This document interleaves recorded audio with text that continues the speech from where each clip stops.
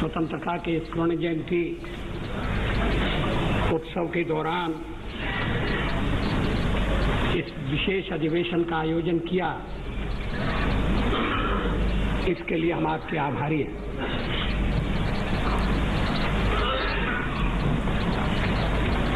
ये अधिवेशन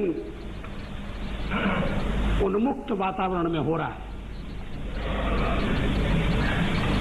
न प्रश्नकाल है, न शून्यकाल है।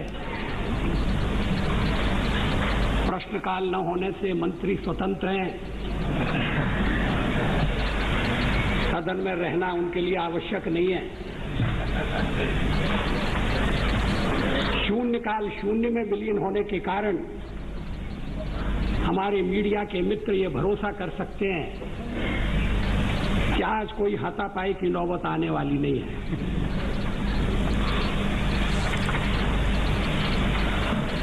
न सभा के पटल पर कागज पत्रों को लिटाने का सवाल है और न नियम 377 के अधीन अपनी व्यथा कथा कहने की गुंजाइश है।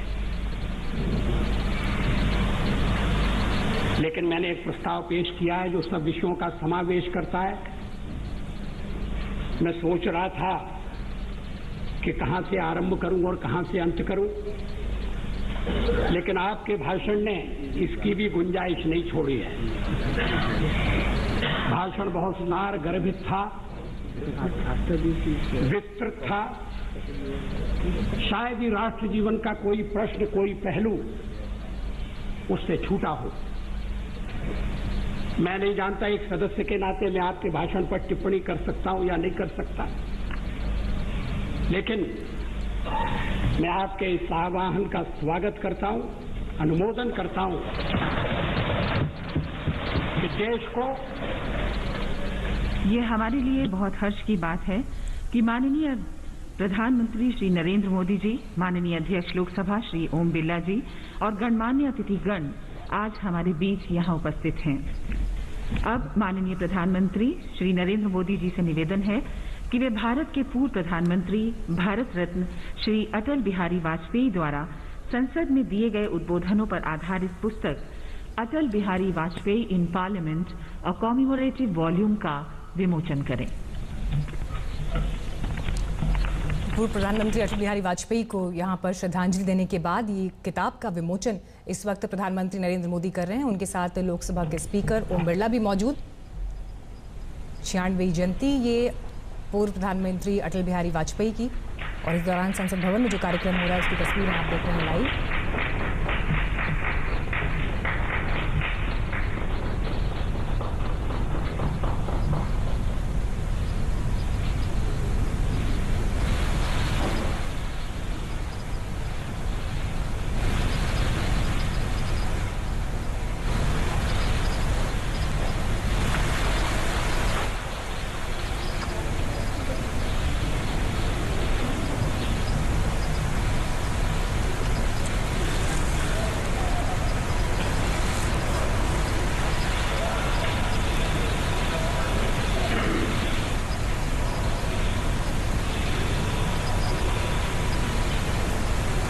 तो ये तस्वीरें आप संसद भवन के सेंट्रल हॉल से देख रहे हैं और हमारे साथ तमाम मेहमान भी जुड़े हुए हैं। सुधांशु जी, देखिए ये एक विडंबना ही है कि अभी जो हम भाषण सुन रहे थे अटल जी का पुराना, वो उसमें इस बात का जिक्र कर रहे थे कैसे शून्य काल शून्य में चला गया है।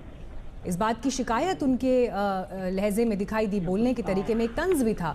लेकिन यही तो देखिए राजनीति का रोल रिवर्सल भी है कि आज किसान आंदोलन पर बैठा है और विपक्ष आपके ऊपर यह आरोप लगा रहा है कि क्यों नहीं किसानों को लेकर एक विशेष सत्र बुलाया जाता है संसद का, और ये बात किसानों की तरफ से भी की गई है। अभी आलोक शर्मा जी ने जो आरोप लगाए ब्रेक से पहले, क्या सत्य क्या झूठ, उन्होंने 2-3 शब्द बहुत बोले। झूठ शब्द बोला, नक्सली बोला, अपशब्द बोला। मैं इस पे बिंदुवार उत्तर दिए देता हूं। इन्होंने कहा कि डीजल के दाम बढ़ा दिए। जनाब, बढ़ा दिए? डीजल के दाम मार्केट के हवाले हो गए। किसने किए? मनमोहन सिंह के सरकार ने किए। अब किसी सरकार का कोई नियंत्रण नहीं। चलिए, उस पर भी मैंने मान लिया।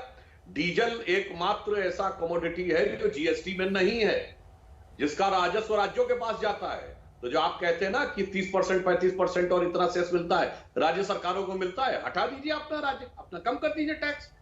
ये है झूठ का असली सच जो बताने का प्रयास किया जाता है।